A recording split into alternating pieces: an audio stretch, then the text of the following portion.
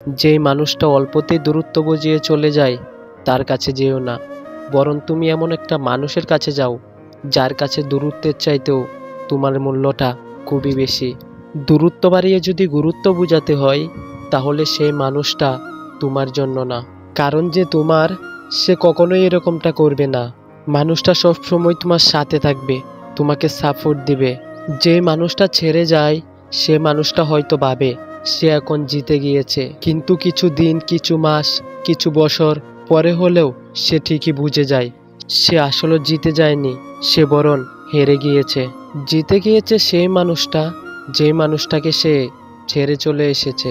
এই শহরের অনেকেই জানে না, যাদেরকে প্রতারণা করে ছেড়ে চলে আসা হয় কেউ না কেউ ঠিক তাদেরকেই ভালোবেসে বুকে জড়িয়ে নেয়। কারণ তারা জানে চাইলে এই মানুষটা প্রতারণা করতে পারত, কিন্তু সে প্রতারণা করেনি, কারণ সে ভালোবাসতে জানে। একটা পরিষ্কার কাগজে পানি পড়ে শুকিয়ে গেলে দাগ পড়ে যায় ঠিকই, অথচ খেয়াল করে দেখবেন সেই কাগজটা আগের তুলনায় খুব বেশি শক্ত হয়ে যায়। তেমনভাবে মানুষও ভেঙে গেলে পুনরায় আরো বেশি ভালোবাসতে পারে।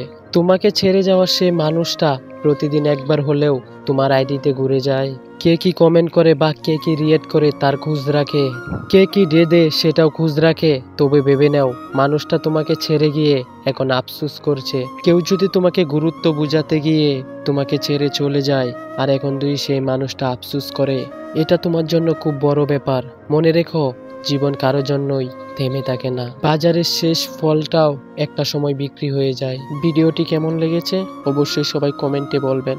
যদি ভিডিওটি ভালো লাগে থাকে তাহলে ফেসবুকের টাইমলাইনে ভিডিওটি শেয়ার করে রাখবেন।